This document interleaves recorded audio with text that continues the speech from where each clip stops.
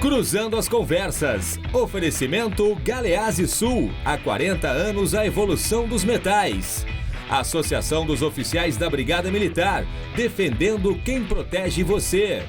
O Badesul valoriza você. Valoriza o Rio Grande. Conte sempre com o Badesul.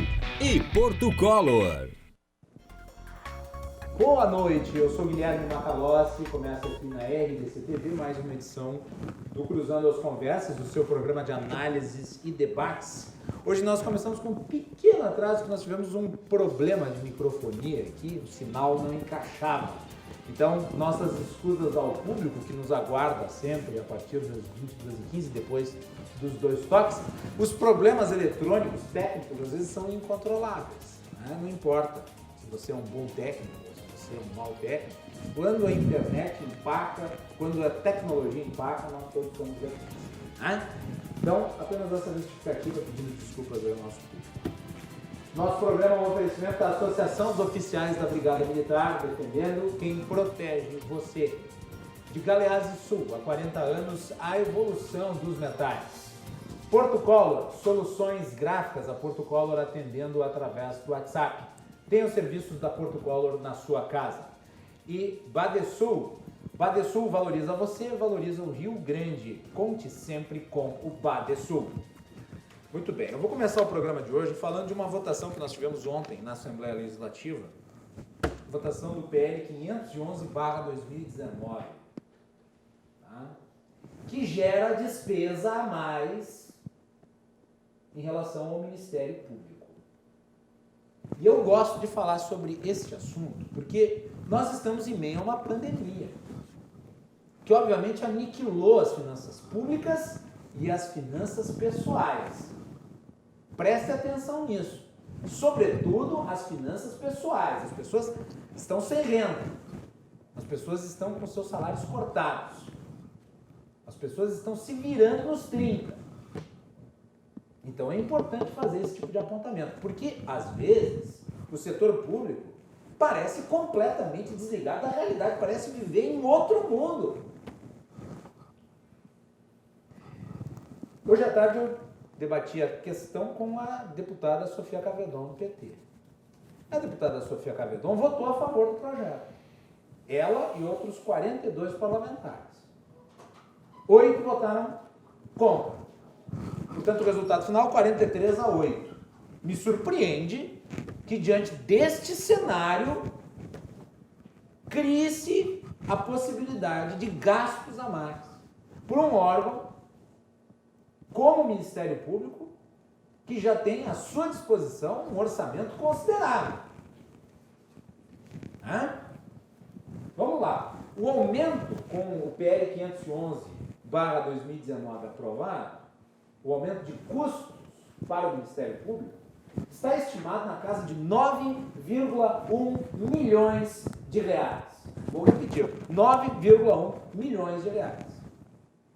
O Brasil vai ter uma queda estimada no PIB de 5,6% a 6% no ano de 2020. É a maior queda da história.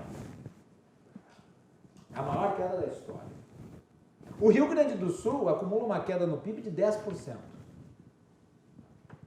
E nós estamos tendo um nível de desemprego recorde. E nós teremos dificuldades, porque a roda da economia ela vai dar a retomada de uma forma muito devagar.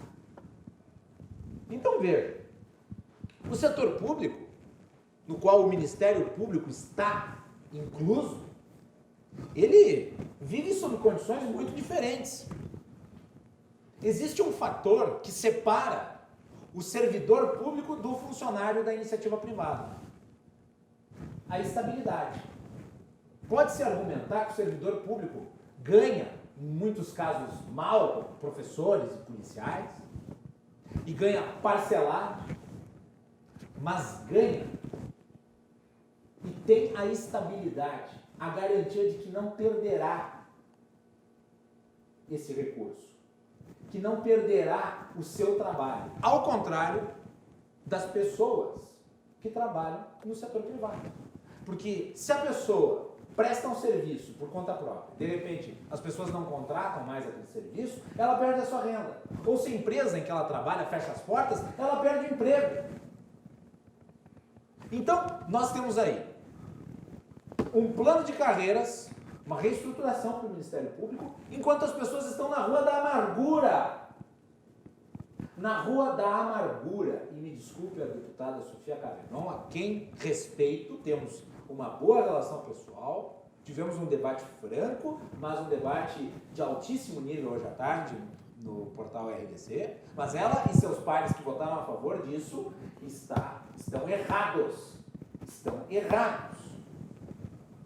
Não existe isonomia, nem relação, vejam vocês, nem relação aos funcionários públicos do setor executivo, do Poder Executivo, porque esses estão com seus salários congelados. Esses não vão ter reestruturação, não vão ter coisa nenhuma. Então, os servidores do Ministério Público serão recebedores de uma prebenda legal como esta. O Brasil hoje está gastando o que não pode de forma emergencial.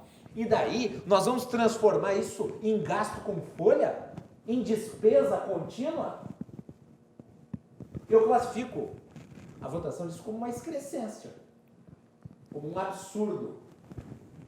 É imoral do ponto de vista do contexto social, mas não apenas isso, também é ilegal. É ilegal. Eu acho que os 8 parlamentares que foram derrotados... você vai criticar a judicialização da decisão? Quando a decisão é ilegal, eu sou a favor da judicialização da decisão.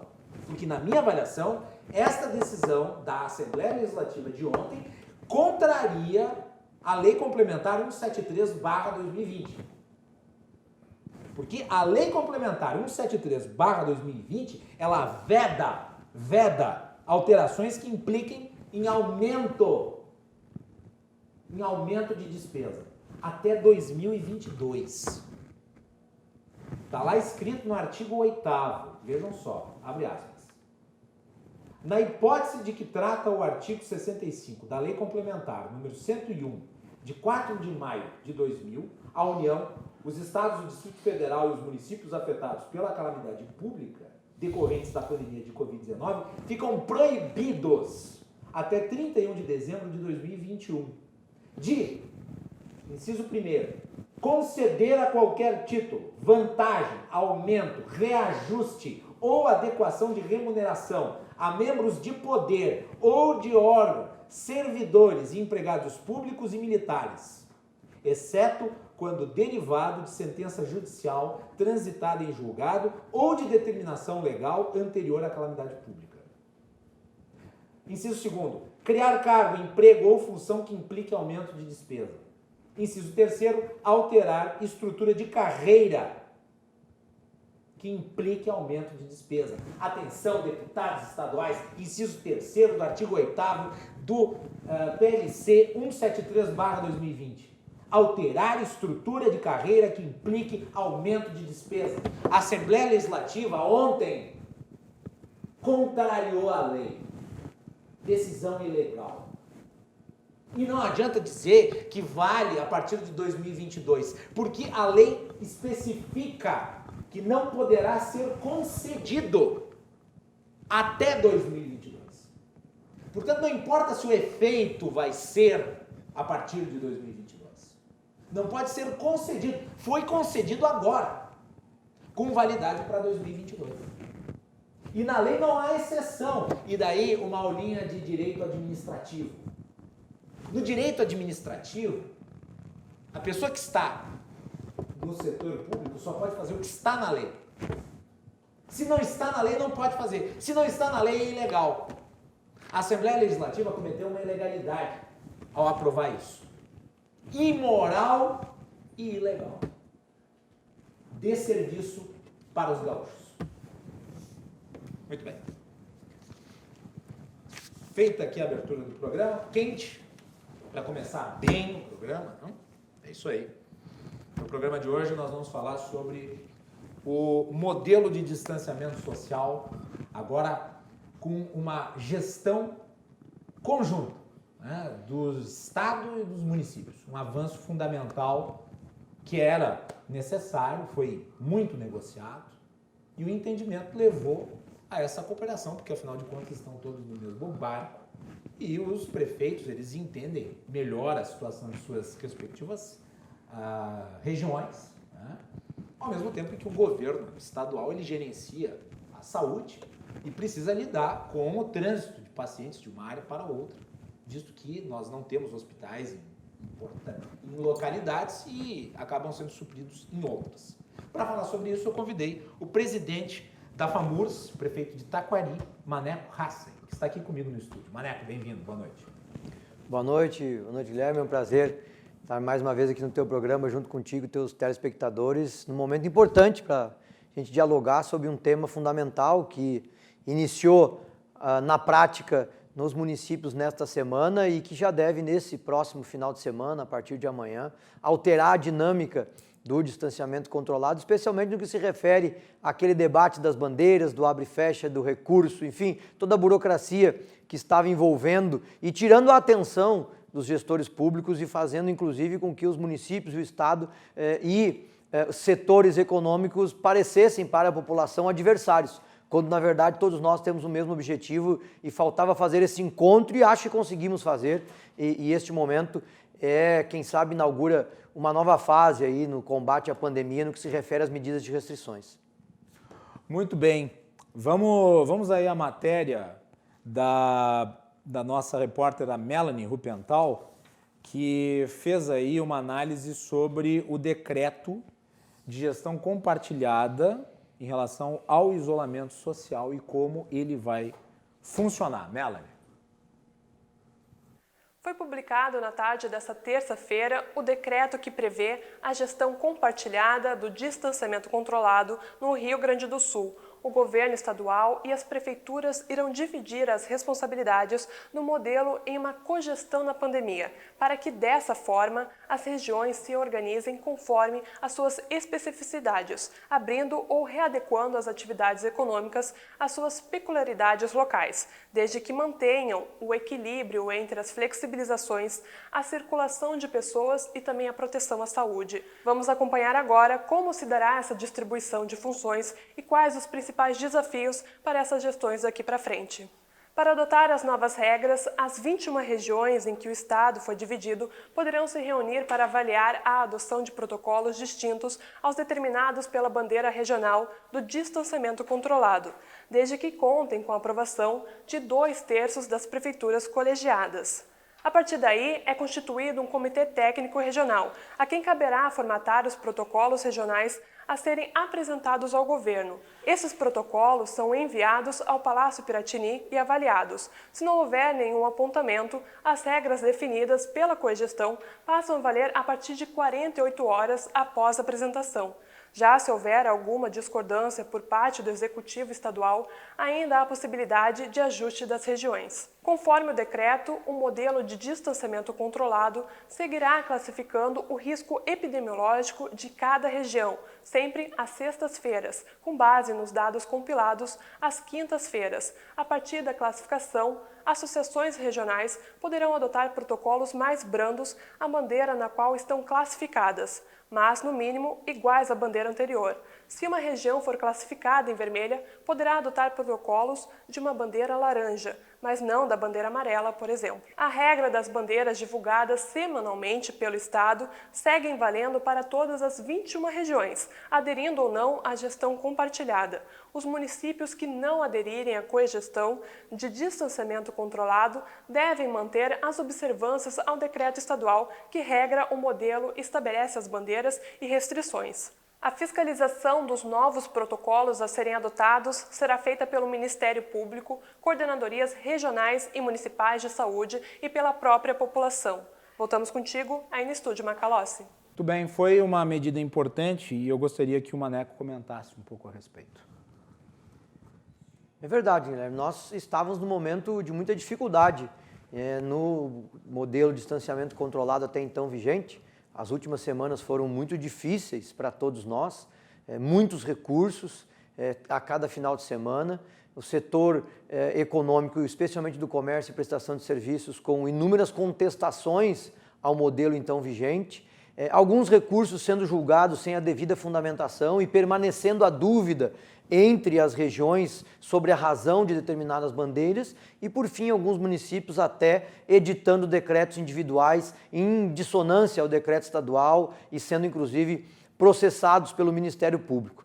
E nós entendemos que, a partir desse contexto, era necessário nós readequarmos isso tudo, atualizar o modelo que permitisse com que nós unificássemos novamente o setor público do Estado, ou seja, as prefeituras e o governo do Estado. O governador nos faz a proposta para a gestão individual dos municípios, o que para nós seria um exagero, e a partir daí, então, a gente consegue estabelecer um excelente diálogo, consegue ajustar, incluir sugestões da FAMURS, o próprio governo também melhorou a sua proposta e foi um bom diálogo que resultou neste acordo que foi, então, implementado na última terça-feira com a publicação do decreto detalhado e começa a vigorar, então, a partir de amanhã, quando o governo novamente vai estipular as bandeiras para as 21 regiões. E aí, a partir destas bandeiras, as regionais vão poder se encontrar e, se for o caso, por uma maioria de 2/3 de votos dos prefeitos e prefeitas daquela região, adotar bandeiras menos brandas ou protocolos diferentes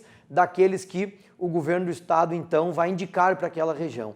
Obviamente, o governo do Estado ainda mantém o poder de, se for necessário, interferir, porque é ele que tem esta prerrogativa, mas os municípios agora também ampliam a sua responsabilidade, os prefeitos e prefeitas, para além da responsabilidade que já tinham em toda esta pandemia, desde lá de março, trabalhando diuturnamente no combate ao coronavírus, assumem mais esta tarefa que agora pretendemos que nos leve até o fim da pandemia, que ela não demore a chegar e que a gente possa se concentrar neste momento em conscientizar cada vez mais a população das medidas de prevenções que são necessárias para diminuir os números aqui no Estado. Maneco, e como é que faz para compartilhar a responsabilidade? O que é a responsabilidade em si? Essa é uma pergunta que é frequente, porque o governador temia o fato de que, eventualmente, houvesse uma liberalização por parte dos municípios e ele ficasse com o ônus da questão social, no sentido de o número de vagas dos hospitais ser insuficiente para a demanda de pessoas que são contaminadas e que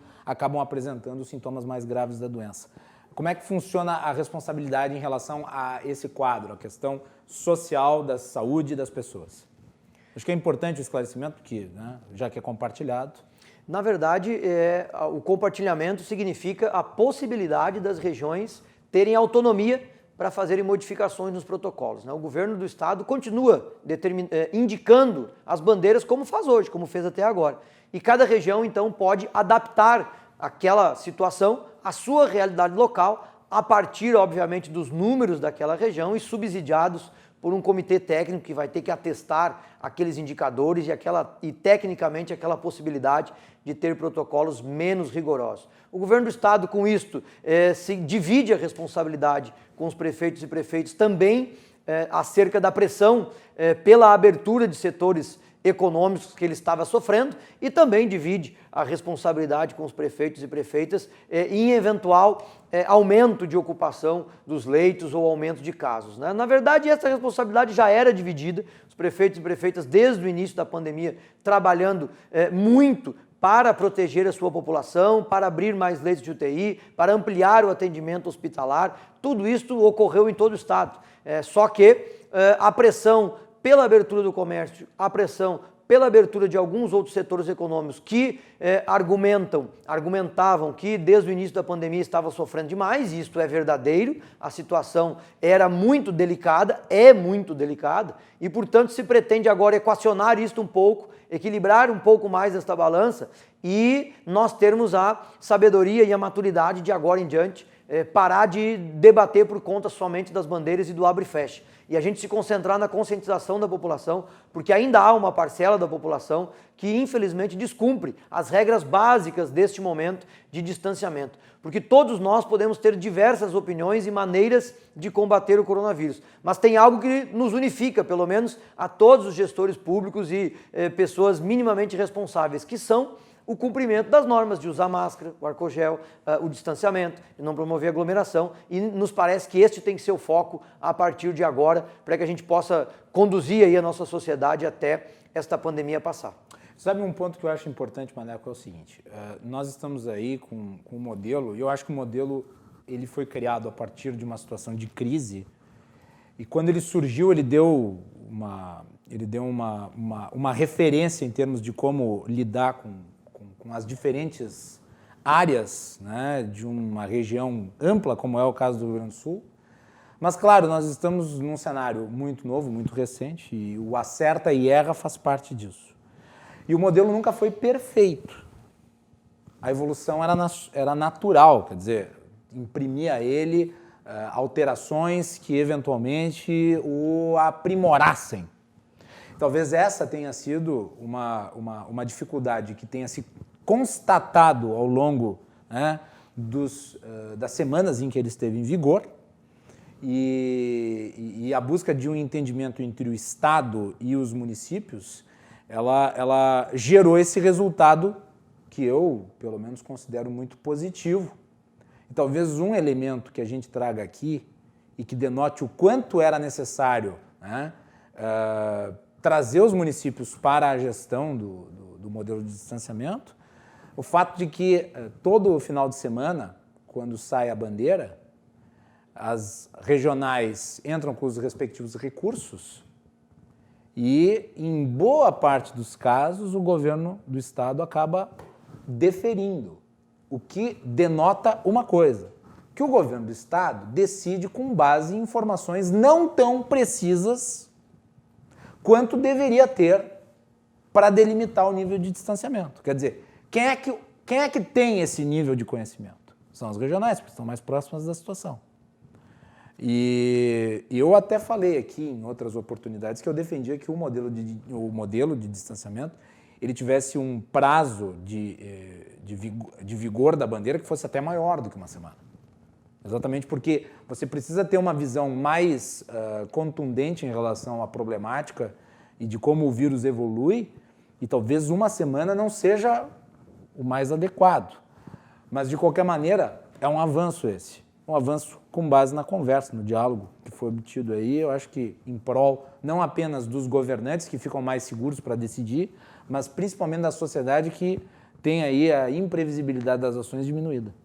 Eu acho que, como tu disseste, né, um modelo que foi criado sem nenhum modelo anterior para servir como base na medida em que nós estamos numa situação que nunca ocorreu na nossa história, né? Então, obviamente, ele tem muitas vantagens, muitos méritos a partir do modelo. Agora, na nossa opinião, faltou primeiro uma campanha desde o início da pandemia maciça da importância do cumprimento das medidas de prevenção, e segundo, o governo poderia ter chamado a sociedade, aí inclui aqui os municípios e os principais atores do setor econômico e social do Estado, na constituição do modelo e no decorrer do modelo. Sim.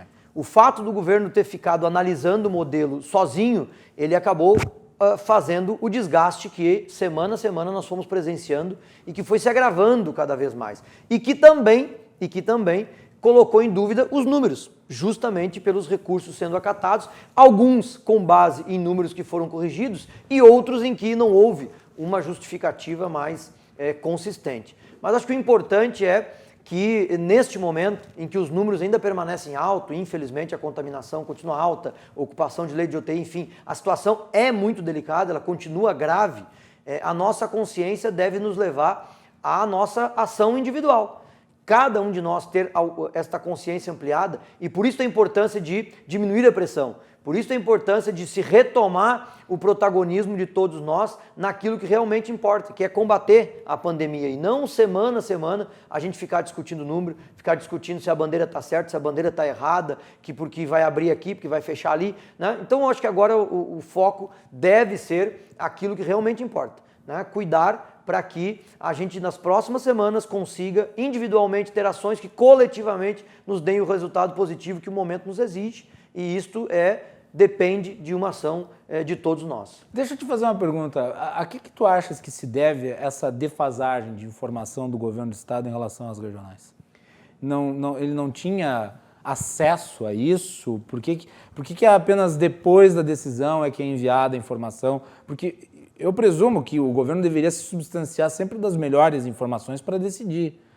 Entretanto, a gente viu o contrário, ele decidia e depois vinham as informações melhores, daí ele voltava atrás. Isso tem um problema preliminar, né? Primeiro, assim, um problema da gestão pública, que é a ausência de uma gestão eficaz e com indicadores e com dados concretos, né? Isso é no geral.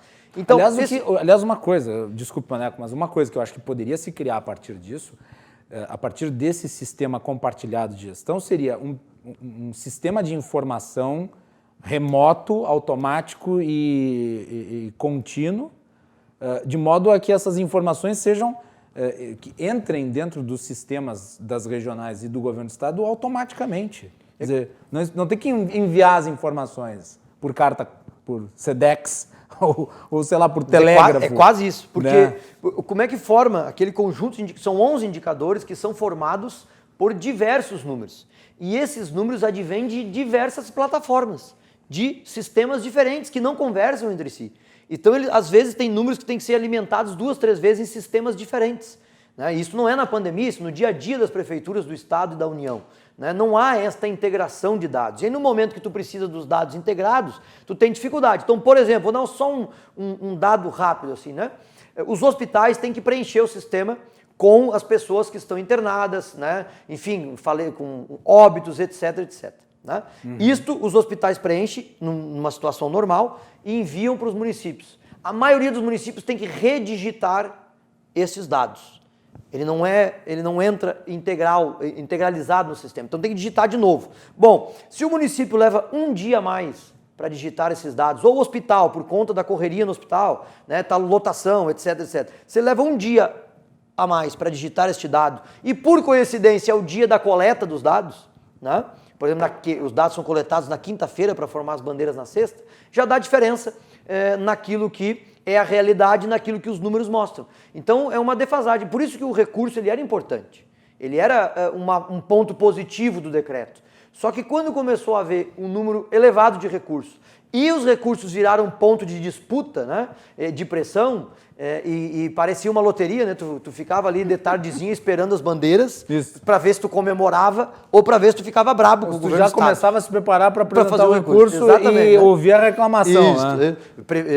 Nós lá, eu me incluo junto, né? Tu ficava esperando a bandeira sair, 5 horas da tarde, sexta-feira, para fazer a tua postagem nas redes sociais, para gravar um vídeo para dizer se tinha sido bom ou se tinha... Então, ou seja, virou uma disputa. E aí a disputa tinha 2 tempos, porque era na sexta e mais a disputa até a terça. Então isso criou um clima ruim e que foi se ampliando semana a semana. E aí eu acho que isso sim falhou o diálogo do governo do Estado neste momento, né? Porque isto fosse feito de maneira coletiva, mas acho que agora foi recuperado e nós conseguimos restabelecer estas relações, né, entre municípios, Estado e entidades, e esperamos agora que com esta nova fase a gente não tenha mais disputas sobre isso, não haja mais debate sobre esse tipo de situação e a gente possa levar agora as próximas semanas até os números começarem a cair e a gente espera que isso aconteça o mais rápido possível. Muito bem, nós vamos fazer um intervalo e na sequência nós vamos ter aqui a participação também do jornalista e comentarista político da RDC, Armando Burdi, que se junta a mim e ao prefeito Maneco neste programa em que estamos falando do modelo de distanciamento social controlado. O Cruzando as Conversas é um oferecimento da Associação dos Oficiais da Brigada Militar, defendendo quem protege você, Galeazzi Sul, há 40 anos, a evolução dos metais, Porto Color, soluções gráficas e Badesul Desenvolvimento. O Badesul valoriza você, valoriza o Rio Grande do Sul. Nós já voltamos.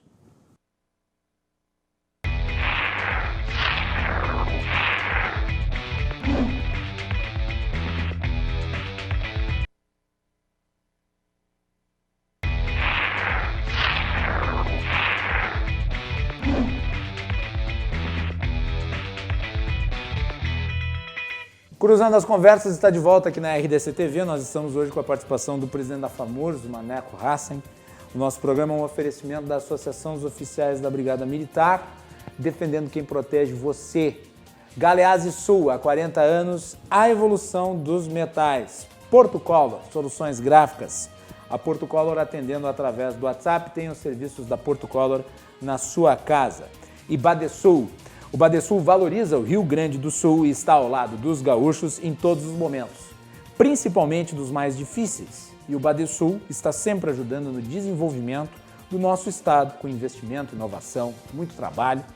Com esse propósito, o Badesul contribui para o crescimento do Rio Grande do Sul e, junto com você, luta por superar todos os desafios. É pensando nisso e no desenvolvimento que o Badesul oferece oportunidades de financiamento para produtores rurais, municípios, empresas de todos os tamanhos e setores. A gente valoriza você, valoriza o nosso estado. Badesul, Governo do Rio Grande do Sul, novas façanhas.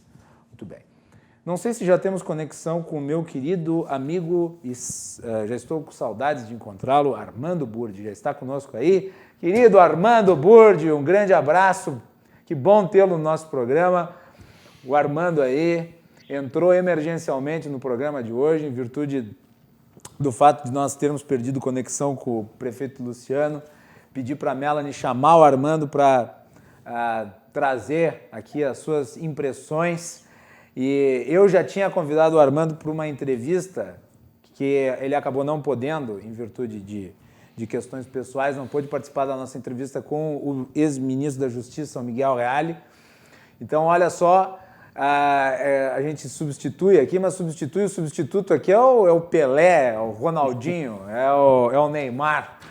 Tudo bem, Armando? Boa noite. Boa noite, prazer imenso participar desse programa e aqui de público, como eu já tinha feito na coluna publicada pelo site da RDC TV, te cumprimentar mais uma vez pela grande, extraordinária entrevista com o jurista Miguel Reale Júnior. Uma entrevista para gravar. Obrigado. Um conteúdo maravilhoso, encaminhamento das perguntas formuladas de modo muito inteligente, uma entrevista marcante. Só ficou faltando você nela. Fica para uma próxima. Que abrilhanta a programação da RDC, que tem o melhor programa, o grande programa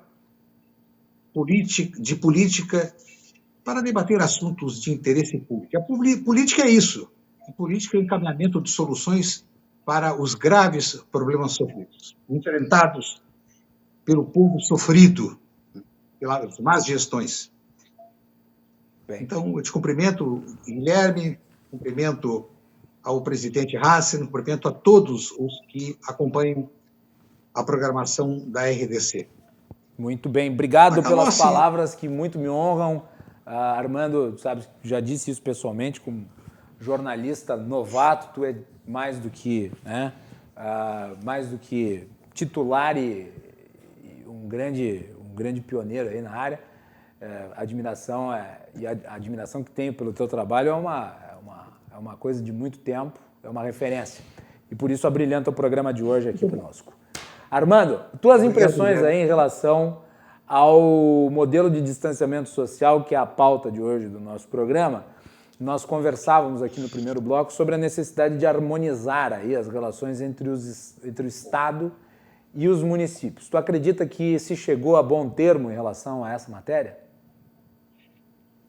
Olha, acompanhava o programa, como acompanho todas as noites, e acho que todo esse episódio, essa tragédia, tem sido marcada por 3 características: o autoritarismo, a arbitrariedade e por uma outra característica que tens acentuado nos programas desta semana, que é o amadorismo. Os gestores públicos se perderam em meio a uma febre, ao vírus do autoritarismo. Um dos traços característicos do autoritarismo é a sua recusa em reconhecer a participação do outro. Muitos governadores, muitos prefeitos não quiseram ouvir. E aqui ficou acentuado no programa de ontem, anteontem, e o prefeito de Porto Alegre, Nelson Marques Júnior, demorou 3 meses para ouvir os vereadores. 3 meses. Então, a característica do autoritarismo é esta característica. Não há diálogo. E na arrancada da tragédia, infelizmente, não houve diálogo. E o autoritário, quando é inoculado por esse vírus, ele não atenta para o prejuízo que causa à sociedade. Lamentavelmente. Eu não estou tomando apenas o exemplo de Porto Alegre. Isso ocorre e, lamentavelmente, ocorrerá em outras circunstâncias, em outros estados, outros países. Então, nas decisões autoritárias, falta a perspectiva, sobra insegurança, existe desalento, existe decepção, e existe, sobretudo, medo. E quem tem medo, impõe o medo. Os governantes, sobretudo os governantes jovens, têm medo, impõem o medo. Então, esta é a circunstância que nós vivemos. A segunda característica que eu referi, que agora estão corrigindo, com enorme atraso, é a arbitrariedade. Quando há arbitrariedade, há decisão só pela vontade. E aí se estabelece o reinado do achômetro. Eu acho que, e repete, eu acho que, e na semana seguinte eu acho que. Na gestão pública, para projetar uma rodovia, para construir uma ponte, contratam consultores. Aliás, isso é uma coisa assim, até meio encoberta na gestão pública. Governos estaduais, governos federais, é uma indústria no mundo inteiro. Eu não vi ninguém contratar um consultor ou consultores. E vejam que nós estamos aí no quarto ministro da Saúde. Eu vejo pouco aparecerem os secretários estaduais da saúde com firmeza, com decisão. Num episódio trágico como esse, funciona a informação. E a informação unívoca, a informação que não deixa dúvidas e que não há contradição. O que nós verificamos em outros países. Alemanha, França, Inglaterra. Países desenvolvidos, nós vemos um equilíbrio de manifestações e a inexistência do achômetro, ainda que eles tenham também tido tantas vítimas. Então, eu acho que agora começa lentamente a serem corrigidos os erros, consequência do achômetro, do autoritarismo, da arbitrariedade e do amadorismo, que são circunstâncias inconcebíveis no momento em que nós temos esse saldo trágico de 100 mil mortos. Hoje, às 6h30 da tarde, quando comentava com o Cláudio Andrade, nosso estimado colega no programa Portal RDC, eu dizia, olha, eu não vi nenhuma manifestação na ONU, que fizesse alguma referência, alguma cobrança ao silêncio, à covardia, à irresponsabilidade da China. Silêncio absoluto, porque a ONU, na sua maioria, vamos por maioria, determinou que o mundo é dividido entre bons e maus. Maus são os conservadores, que chamam de direita. Bons são os revolucionários da esquerda. Como a esquerda tomou conta, seria ou será uma heresia criticar, chamar a atenção da China. Não fazem isso. No entanto, será que não se deram conta que dos 750 mil mortos no mundo, a grande maioria sustentava filhos, pais, avós, tios e outros parentes? As pessoas desapareceram. Desapareceram 750 mil pessoas E quantas pessoas dependentes ficaram vivas e na miséria, em função de uma irresponsabilidade, porque o princípio do regime totalitário é a infabilidade. Eles são infalíveis. Eles não erram. A China não errou. Esse erro brutal, cruel, desumano, genocida, tinha que ser denunciado na ONU. Aliás, a ONU, um dos tentáculos da ONU, os órgãos acessórios à Organização Mundial da Saúde. O que tem feito a Organização Mundial da Saúde? Nós vemos quase diariamente, manifestações do presidente, do diretor, não sei de que mais, faz uma conversa nada com nada, me dá a impressão de que eles são comentaristas dos fatos passados. Comentam o que não projetam nada. Comentaristas do pretérito, Armando. Como? Comentaristas do pretérito. Comentaristas do jogo jogado, do pretérito. Então, isto é de uma crueldade, isso é uma barbaridade manter a Organização Mundial de Saúde nesse estado, nessa condição covarde, omissa. Muito bem. Então, felizmente que agora algumas correções começam a ser, algumas coisas começam a ser corrigidas. Mas se estivéssemos lá no início, e eu me refiro especificamente ao Rio Grande do Sul, já que não houve unidade nacional, ficou a critério de governadores e prefeitos tomar as decisões, o Supremo Tribunal Federal decidiu isso. Decisão da Justiça não se discute. Se tivessem, sim, tomado elementos mais consolidados, uma assessoria, porque os homens públicos não têm essa... Eu não vou aqui citar nominalmente, mas todo mundo conhece quem são quem já ocupou o cargo de secretário da Saúde, os que já ocuparam em décadas passadas, quem são os atuais ocupantes do cargo, o que fazem, o que deixaram de fazer, qual é a experiência, qual é a soberba, qual é o grau de humildade. Humildade não tem. Bem. Armando. Este somatório nos levou a esta circunstância.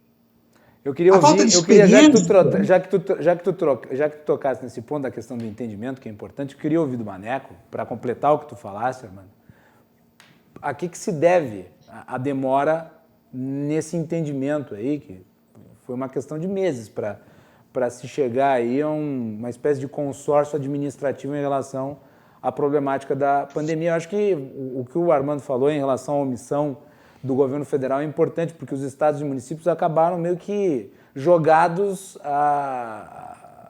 de escanteio e cada um cuide do seu problema. Não houve uma estratégia unificadora. E daí agora, aos trancos e barrancos, se busca uma solução consensual. Maneco, na tua perspectiva de prefeito, por que demorou tanto aí para se chegar a um consenso? Ainda mais, vamos considerar, o governador aqui do Rio Grande do Sul, o Armando cita especificamente o Rio Grande do Sul, o governador aqui do Rio Grande do Sul, ele é uma pessoa afável do ponto de vista do diálogo. A FAMURS, desde o início desse processo, desde março, montou um comitê de crise e desde aquela oportunidade sempre se colocou à disposição para ajudar a colaborar, ajudar a decidir e ajudar a encaminhar, desde o início. Só que diálogo, ele pressupõe vontade de ambas as partes, né? Não adianta uma só parte e a outra não.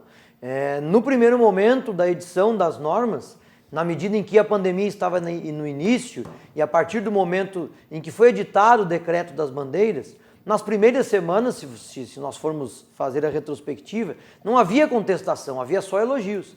O modelo começou a ser contestado a partir de quando as bandeiras vermelhas começaram a ocorrer e a partir das bandeiras vermelhas a dificuldade de interpretação naqueles indicadores e junto com isso a dificuldade então de diálogo com o governo do estado, e que só foi se restabelecer quando os números da pandemia chegaram a um patamar de quase esgotamento, né, com a lotação dos hospitais e com as dificuldades todas que nós conhecemos. E aí, então, o governo chama nós, prefeitos e prefeitas, para ajudar e colaborar, e nós prontamente atendemos e conseguimos construir e restabelecer esta participação de todos no modelo que hoje é vigente e que obviamente não é perfeito, provavelmente terá que ser feitos melhorias, mas que agora pelo menos unifica e diminui a pressão sobre todos nós e que a gente possa, corrigindo esses rumos, atacar a pandemia naquilo que importa. Então eu acho que se o diálogo demorou, agora o que nos resta é não recuperar o tempo perdido, porque as vidas que ficaram, infelizmente, nós não buscamos mais, mas daqui para frente a gente trabalhar para que a gente tenha menos consequências, menos crise e possa sair da pandemia o mais rápido possível. Armando. Guilherme, quando uma pessoa tem alguma moléstia ou não se sente bem, vai em busca de um médico. Ele não vai em busca de um amador, que é um médico competente, com curso, com diplomação, com experiência. Quando alguém tem um terreno e vai construir uma casa, ele quer um engenheiro que garanta as estruturas, a casa não vai cair, o reboco não vai se desmanchar. Na gestão pública, as escolhas decorrem da vontade de muitos que se candidatam, porque têm boa vontade, outros têm outros interesses, e acabam caindo nas malhas da lei. É que temos uma Polícia Federal competente, com inteligência, Polícia Civil competente, então mudou um pouco o ritmo da corrupção no país. De qualquer modo, o que eu vejo é despreparo, inclusive não só para o diálogo, mas para medir consequências, porque são centenas e centenas e centenas, são milhares de empresários, e vão ficar restritos ao Rio Grande do Sul, que foram obrigados a cessar as suas atividades, afrontando a Constituição, é um país com liberdade, e quebraram, e não tem mais condições, quebraram, desempregaram, e com medo de no futuro esses administradores, gestores, serem julgados, no governo do fulano de tal morreram tantos. E quantos morreram em função da falta de condições de vida, não do Covid, mas porque ficaram sem o fundamental, que é a remuneração, tanto se é proprietário do negócio ou se é empregado. E daí eu me pergunto... Essa medida, esse peso, eles não souberam ter. Eu queria saber dos dois, já que o Armando tocou nisso, que é a questão do apoio econômico, porque com o fechamento dos negócios, muita gente, de fato, como o Armando disse, fechou, desemprego, e eu mencionei isso aqui na abertura, inclusive na minha crítica aos parlamentares da Assembleia Legislativa, e nós estamos vendo aí vários programas de recuperação, enfim. Eu gostaria de saber daí como é que vocês avaliam esse apoio que está sendo dado, porque eu sei, por exemplo, que o governo está fazendo repasses para os municípios do recurso relativo à parte que cabe em termos de compensação pela falta de arrecadação. Isso é para as despesas em geral e acaba muitas vezes se direcionando, inclusive para a folha de pagamento dos funcionários públicos. E tem outra parte que é o recurso especial do Ministério da Saúde, que esse está, na minha avaliação, faltando, né? O governo, se eu não me engano, empenhou apenas 30% do orçamento para a área. E daí falta teste, falta respirador, falta tudo. Por exemplo, dos 15 mil respiradores, Armando e Maneco, 15 mil respiradores que o governo federal prometeu distribuir, ele distribuiu 9 mil. É muito pouco diante do cataclisma. Eu acho que, primeiro, isso é decorrente de uma ausência de coordenação e de uma política nacional para o combate à pandemia, seja na área da saúde, que não há nenhum programa, nenhuma ideia, nenhuma orientação para os estados e municípios, e segundo, uma política econômica que, feita até agora, não é a contento para manter o país durante a pandemia especialmente naqueles negócios que sofreram mais e estão sofrendo mais dificuldades. No último mês, especialmente, nas últimas semanas, algumas ações do Congresso Nacional têm amenizado essas perdas.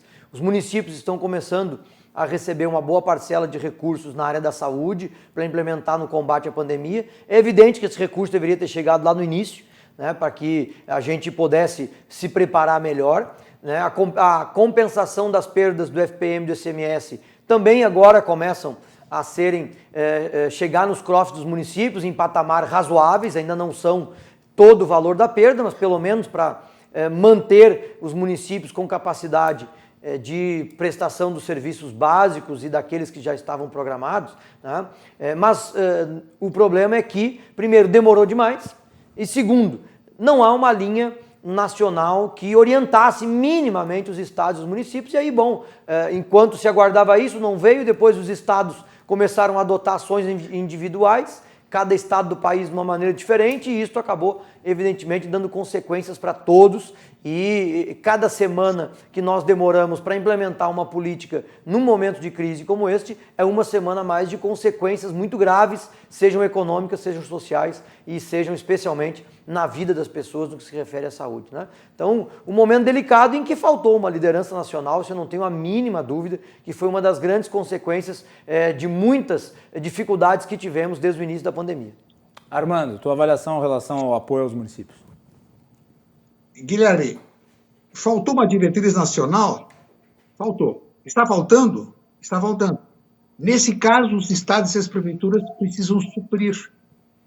E não houve a concretização das medidas de uma forma que pudesse compensar todos os vazios. Não houve. Por essas questões. Falta de diálogo. Não basta o governante dizer, não, está tudo aberto. Houve e não assimila. Os empresários estão desesperados. Eu não me refiro às grandes empresas que têm advogados, entram em falência. Eu estou falando dos pequenos e médios, que lutaram a vida inteira para construir um patrimônio e estão vendo esse patrimônio se esfacelar, virar pó. Essa é uma tragédia. A vida foi desconstruída por falta de experiência, por falta de sensibilidade e por falta de diálogo. Ponto 1. Ponto 2. Por que os deputados, os prefeitos, os gestores, eles têm essa dificuldade com o diálogo? É questão de formação mesmo? Armando, tua avaliação. Foi o que eu disse. Macalossi, eu estava me referindo à necessidade que as pessoas têm de encontrar um médico que seja verdadeiramente profissional, um engenheiro verdadeiramente profissional, um chefe de cozinha no restaurante verdadeiramente profissional. E o ingresso na vida pública pela falta de formação em escolas de gestão pública, aliás, foi um assunto que nós referimos no programa em que o entrevistado foi o presidente Hassi no dia que estava assumindo a FAMURS. É verdade. Se nós fizermos o levantamento... Boa lembrança. Isso, sobre a capacidade de gestão, nós vamos ver graves deficiências. Então, foi a mistura do medo das mortes em grande número e o medo de um julgamento futuro ruim, dane-se a economia. Mas não é só a economia. A vida de uma sociedade é o que resulta da economia. A economia existe para isso, para sustentar a vida. O desenvolvimento, o progresso, a geração de empregos, a roda da economia girar. A economia existe para isso. Mas, infelizmente, não perceberam, não tiveram experiência, não recorreram a quem deveriam ter recorrido. Mas eu quero fazer uma última apreciação. Até porque estamos já estourando o tempo, Armando. Mas depois disso, só as despedidas. Vai lá, Armando. Sim. Pode concluir. Então, a referência que eu quero fazer é a seguinte. Criticam o governo conservador, de direita, etc. e tal, mas é um discurso de quem perdeu a eleição e está na oposição. Felizmente, na democracia, isso é possível. Na China, isso não é possível. Em Cuba, não é possível. Não. Mas Muito bem. Nós estamos vivendo, felizmente, numa democracia.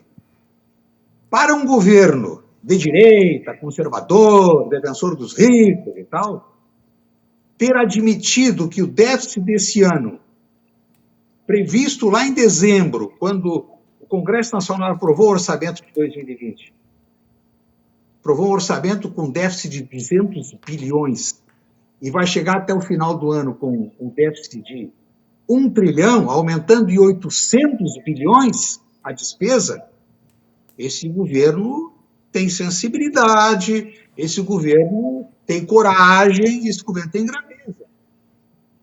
Agora, não podem ficar as corporações empurrando o projeto para ter mais benefícios. E parlamentos covardes, irresponsáveis, aprovarem os projetos, pensando na eleição do final do ano. Isso precisa ser denunciado. Eu sempre digo e repito, e agora em homenagem à memória do deputado Ibsen Pinheiro, ele costumava dizer, cuidado, quando as galerias aplaudem a aprovação do projeto, ele está se referindo às corporações das galerias, que deixam de ir ao trabalho e vão à Assembleia Legislativa, ou vão às galerias das câmaras municipais, quando as galerias aplaudem, quem paga a conta e perde é o povo. Bem. Porque o orçamento é limitado. O orçamento é limitado, claro que é limitado. E as demandas são dobro, triplo. A política existe para compatibilizar esta diferença. Então, a política correta é restringir despesas, mas o governo federal teve coragem, grandeza de dizer, não, precisamos socorrer. E mesmo assim, aquelas pessoas que receberam os R$600, muitas fraudaram, milhares fraudaram, para ver que há pessoas irresponsáveis, canalhas, mau caráter, pessoas que não têm caráter, foram lá com documentos falsos, entraram 2, 3 vezes. Infelizmente, na tragédia, e ainda cobravam, né? Eu vi uma emissora de televisão aí fazer um programa da manhã, ouvindo as pessoas que estavam tendo dificuldades, porque o governo botou uma pequena grade, um pequeno filtro e tal, mas teve que acabar com o filtro, senão as pessoas iam passar o dia inteiro nos veículos de comunicação tocando pau no governo. Então, o governo teve essa grandeza. Um governo de esquerda, um governo revolucionário, não faria mais do que fez esse governo no sentido de socorrer os que precisavam ser socorridos. Armando, obrigado pela participação aqui hoje, te agradeço muito, ainda mais pelo esse convite que foi feito assim de última hora, mas é sempre um prazer, espero que da próxima vez aqui no estúdio conosco. Não tem última hora, é um prazer imenso, Macalossi, participar desse programa que tem tanto prestígio, tanta credibilidade, e eu que circulo, agora não circulo tanto porque a Assembleia está fechada, mas no dia seguinte, a pauta do teu programa é a pauta das conversas no cafezinho, nos gabinetes, nos corredores. Esse programa é um tambor e exercido com tanta competência e com tanta responsabilidade.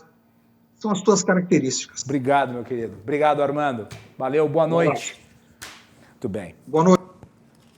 Aí, então, Armando Burdi aqui participando da edição de hoje do Cruzando.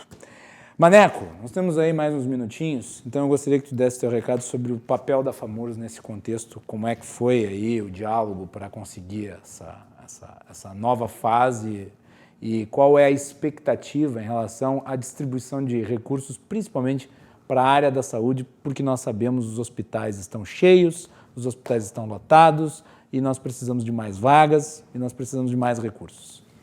Primeiro, a FAMURS representa 497 prefeitos e prefeitas de todo o estado e, obviamente, são 497 pessoas que têm maneiras diferentes de pensar, maneiras diferentes de atuar e, obviamente, é uma dificuldade e um desafio fazer o encontro dessas opiniões e poder tirar de tudo isto aquelas posições que são majoritárias para que a gente possa conduzir a entidade com união, com responsabilidade e, neste momento, acho que isso foi possível. É um desafio enorme que nós conseguimos conduzir, agora tem outro desafio, que é o debate da volta às aulas, e provavelmente terão outros até o final desta pandemia, E é uma marca desta crise, nós temos que enfrentar temas que em outros momentos a gente não enfrentou. E por isso a sabedoria do diálogo, a responsabilidade de saber ouvir e de saber ponderar é fundamental num momento como este, né?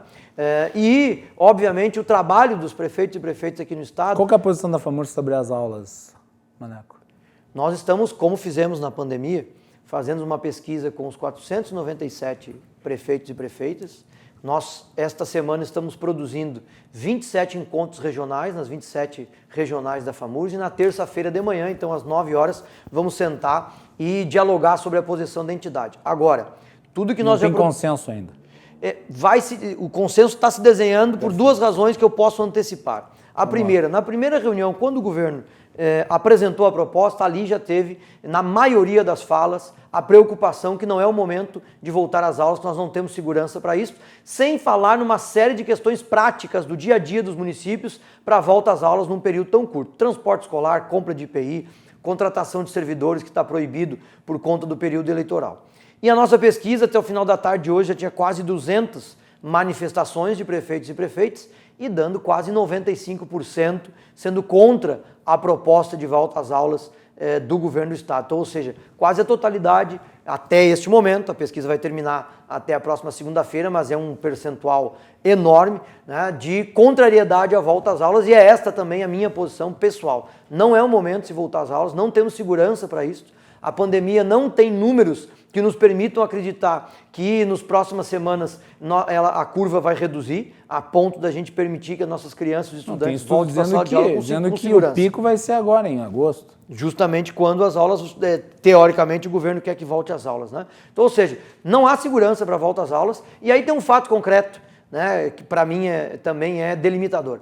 Dos 27 estados do país, o Rio Grande do Sul foi o último a chegar à pandemia, e aqui também foi o último a ter índices de crescimento maiores do que nos outros estados do país.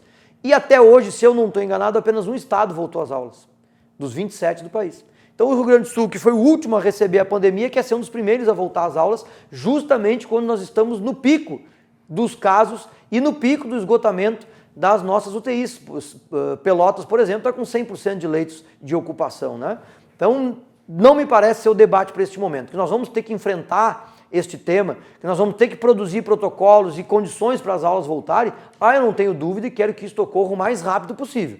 Mas este momento ainda não chegou e nós temos que ter muita responsabilidade com esta decisão, porque eu acho que ela é a decisão mais importante desde o início da pandemia, por envolver milhares de pessoas por todo o estado, e envolver as nossas crianças, envolver pessoas que não têm como se defender, crianças de 5 anos, 6 anos, 7 anos, né, e que não têm a maturidade suficiente para entender o momento que nós estamos passando e adotar as medidas de prevenção e os protocolos que são necessários. Maneco, sempre um prazer recebê-lo. Aqui a emissora está de portas abertas e o Cruzando as Conversas também. Parabéns aí pelo trabalho apartidário, técnico, importante sendo feito aí à frente dessa entidade que é tão respeitada, que é a FAMURS, e que desempenha um papel fundamental aí no combate à pandemia. Palavra final, rapidinho, porque já estouramos o tempo. Eu só quero agradecer, Macalossi, mais uma vez aí o convite para participar, agradecer ao Armando por ter participado e ter elevado aqui o nível do nosso debate, e te parabenizar pelo programa, tão importante debater sempre, dialogar sobre os temas que estão no dia a dia das pessoas,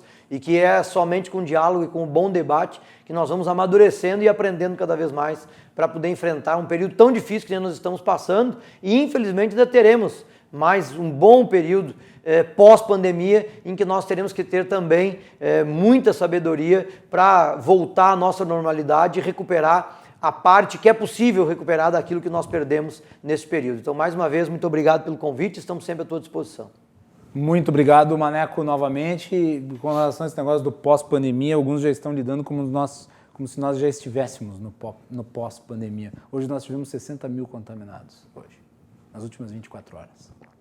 Né? Pós-pandemia, só depois da vacina. Intervalo e voltamos na sequência.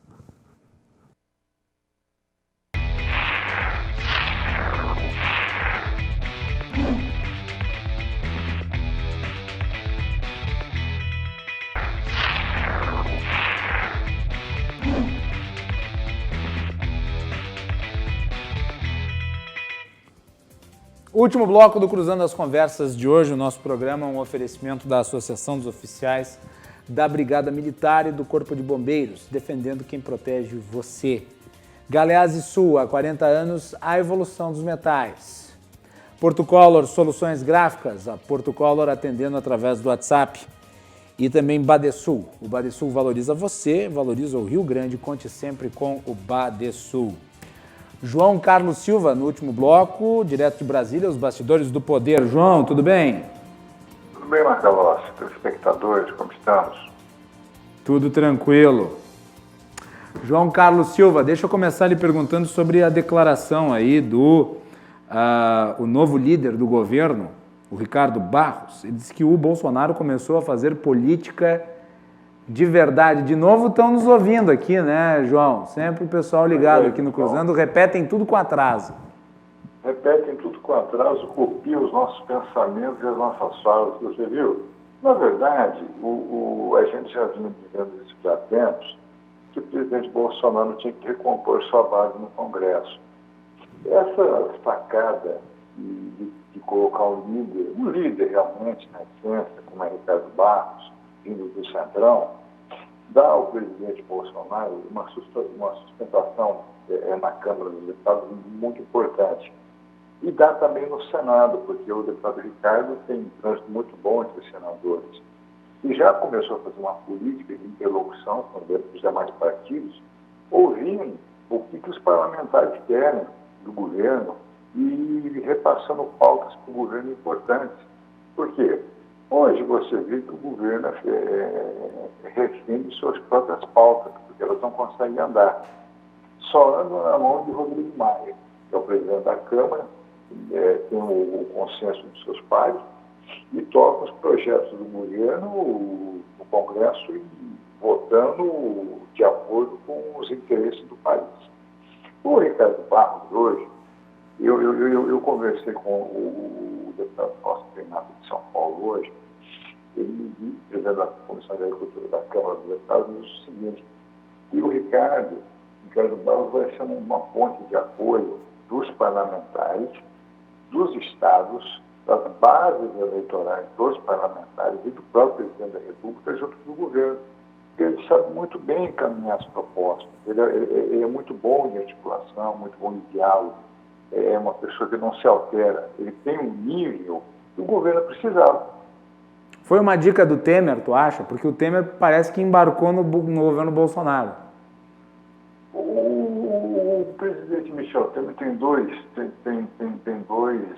aliados de primeira hora que estão junto do governo Bolsonaro, que é agora o Ricardo Barros e o líder do governo no Senado, o senador Eduardo Gomes, que é do Tocantins, o MDB de Tocantins, um senador muito profícuo, um senador muito ativo, ficha limpa do MDB, que tem uma proximidade muito grande com o presidente Temer e com o presidente Bolsonaro. São amigos, trabalharam juntos na Câmara dos Deputados, quando exerciam o mandato de deputados os dois, e o presidente confia muito nele. E isso traz para perto duas pessoas que ouvem muito o ex-presidente Michel Temer. Concluiu, João? Pensei que tu tinha feito uma pausa. Sim. O governo Bolsonaro parece que está entrando numa espiral crescente, e nós já tínhamos mencionado isso anteriormente. Hoje saiu uma pesquisa do Datafolha, mostrando que 37% dos brasileiros consideram seu governo ótimo ou bom, 32% achavam isso na pesquisa anterior, ele subiu 5 pontos. Né? Essa pesquisa anterior foi lá em junho. Também houve uma queda na sua rejeição, dado importante, caiu de 44 para 34, 10 pontos percentuais. Você pode verificar que a oscilação dos números da pesquisa em torno do governo Bolsonaro, ela oscila, mas ela não está oscilando muito decrescentemente, né? Ela está oscilando para cima. Sim. Isso aí é aquela que eu digo, a esquerda brasileira, a oposição, precisa construir um discurso concreto, um discurso com base, com raiz popular, para combater o governo Bolsonaro, já que a oposição tem que fazer isso. Em caso contrário, o presidente Bolsonaro vai reagir politicamente, administrativamente, diante do quadro que a população deseja. O correto seria, é interessante essa questão de pesquisa, o correto seria, em toda essa parafernália que o governo Bolsonaro vive, ele decrescer muito rapidamente com números muito baixos. E isso não está ocorrendo. E é um ponto importante esse, no seguinte sentido, esse que tu tocas, de que a oposição precisa construir um discurso. A oposição hoje me parece mais perdida do que a oposição tucana ao petismo. Não há um eixo. E eu cheguei a apontar isso numa coluna que eu escrevi na Gazeta do Povo. Hoje o líder da oposição é o youtuber Felipe Neto. Porque o Lula está mais interessado na situação jurídica dele. O Ciro Gomes não consegue agregar, porque é visto como um traidor, já que ele não fez esforço para o Haddad no segundo turno da eleição de 2018. E o Haddad não tem recall dele, o recall é do Lula. Então, esses três líderes aí, que seriam os principais, cada um está na sua, e todos com problemas. De tal modo que hoje a grande oposição ao governo é o governo. Só que este problema do governo ser sua própria oposição está sendo atenuado a partir desta nova forma de fazer política, que é a velha forma de fazer política. Quer dizer, as polêmicas do governo deixaram de ser contínuas. Essa semana houve esse embaraço aí com a saída dos dois integrantes da equipe do Guedes, mas é longe de ser o que se viu em outras épocas. Crise propriamente dita não é. Não, e uma coisa que é preciso observar, Macalossi, você é muito correto nas suas pontuações, nos seus artigos, o governo Bolsonaro enfrenta problemas dentro de casa, domesticamente, familiarmente. Só que isso não tem impactado negativamente o governo perante a opinião pública. Quando a oposição, os líderes da oposição vão se preocupar em se safar juridicamente com aquele discurso antigo, que é um discurso praticamente costurado e remendado ano a ano, o governo Bolsonaro vai se defender dentro do governo, com o mandato de presidente da República, sentado na cadeira. Então, isso não atingiu a população diretamente. A população ainda dá uma área de confiabilidade ao governo Bolsonaro, muito embora ele tenha sofrido muito desgaste por atitudes, por palavras, por discursos e por atitudes que viraram um contrassenso. Mas, politicamente, está se arrumando, se acertando com o Congresso, que é importante, Congresso é Congresso. Eles têm os votos que o governo precisa, e o presidente Bolsonaro praticamente não escuta mais aquelas vozes temerárias do governo. Então, isso é um sinal muito positivo para o país. E, economicamente, importante, porque você vê que agora, no segundo semestre, o país vai colher uma safra recorde de grãos, mais de 300 mil toneladas, um número fantástico. Quer dizer, o agronegócio não foi afetado pela pandemia. Isso é ponto positivo para o governo. Muito bem, João, um último ponto aqui na noite de hoje. O presidente fez uma live, hoje nas quintas-feiras é tradicional o presidente fazer lives, né? E hoje ele admitiu que sim, o governo discutiu internamente a ideia de furar o teto de gastos. Ele disse o seguinte, né? Que isso aconteceu, a ideia de furar o teto de gastos existe, o pessoal debate, e daí ele fez uma pergunta provocativa. Qual é o problema? Ao seu estilo, né?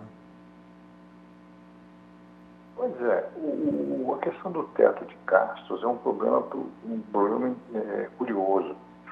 Porque se o governo, com esse arremate de R$600 do auxílio emergencial para a população necessitada, que muitas das vezes, a maioria das vezes, não são necessitados que estão pegando R$600, é um monte de gente que não precisa, a imprensa toda divulgando isso.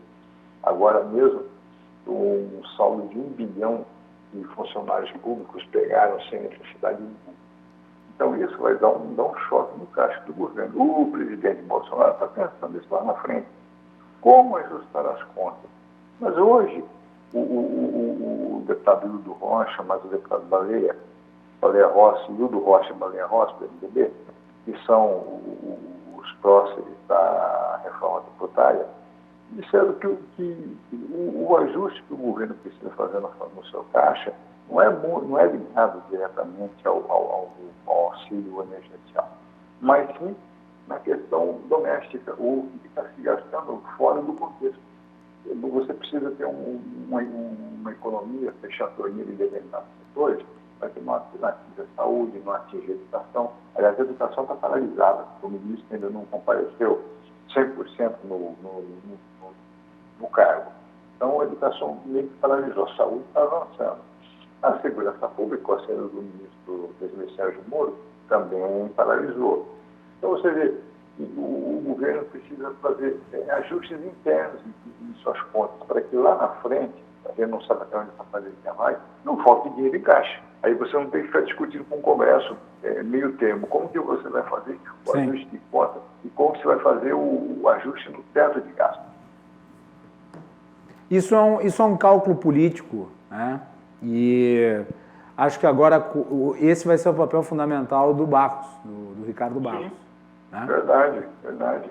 Foi escolhido a dedo para fazer essa interlocução, diga-se passagem. Escolhido a dedo e curiosamente, muitos líderes da oposição conversando muito bem com o deputado Ricardo Barros. E ele acentuando, e outra coisa, pautando diretamente os projetos importantes do governo, as questões pontuais, para discutir líderes partidários, governo federal. Isso não existia, porque o Major Vitor Hugo é muito bom, ele é técnico, ele é funcionário da Câmara dos Deputados, ele não tinha empatia junto. Não, o outro era um trapalhão, né? O outro era um sujeito incendiário que inclusive votou contra o governo em várias oportunidades. Você tinha aí alguns líderes que deixaram muito a desejar. Você teve Joyce Hasselmann, que não tinha feeling político para ser líder. Você teve Vitor Hugo, que não tinha a empatia congressual, circular dentro do plenário para trazer para o governo votos expressivos. E o que trouxe o voto para o governo? Deputados que não tinham líder, não tinham papel de líder, eram próceres dentro da Câmara, respeitadíssimos e que trabalharam a favor do governo dele da reforma da Previdência. Não foi o Vitor Hugo. Quer dizer, então o Vitor Hugo, o papel dele foi um papel decorativo. Agora, o Ricardo Barros, não. Esse sim tem um apoio total da casa, da mesa da Câmara dos Deputados, e que vai ajudar muito o governo e os próprios deputados. Muito bem, vamos esperar para ver o que acontece. Mas, novamente, nós estamos sempre antecipando os acontecimentos aqui, né, no fim do programa. E, bom, o que a gente pode fazer se a gente acaba influenciando tanto, né, João? Espera amanhã para ver os jornais publicando e os sites que nós dizemos hoje no programa. É isso aí. Só falta o crédito. Valeu, João. Muito obrigado. Isso mostra a credibilidade da RDC-TV. Muito bem, é isso aí. Mas também a credibilidade de João Carlos Silva com seus comentários.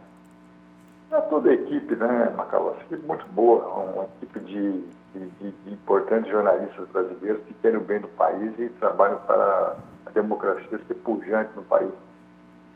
Muito bem. Obrigado, João, e tu faz parte dessa equipe.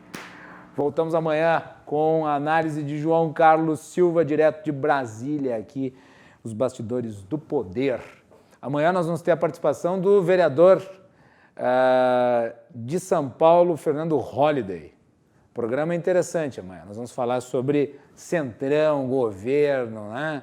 O MBL, do qual o Fernando Holliday faz parte, faz oposição aguerrida ao Bolsonaro.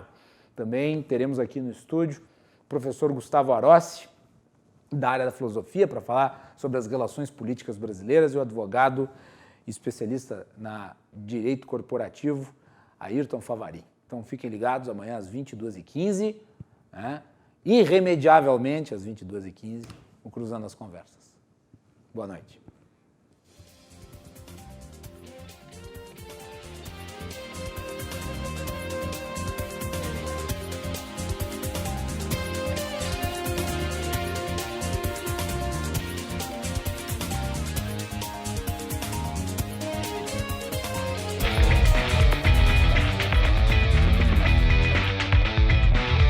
Cruzando as conversas. Oferecimento Galeazzi Sul. Há 40 anos a evolução dos metais. Associação dos Oficiais da Brigada Militar. Defendendo quem protege você. O Badesul valoriza você. Valoriza o Rio Grande. Conte sempre com o Badesul. E Porto Color.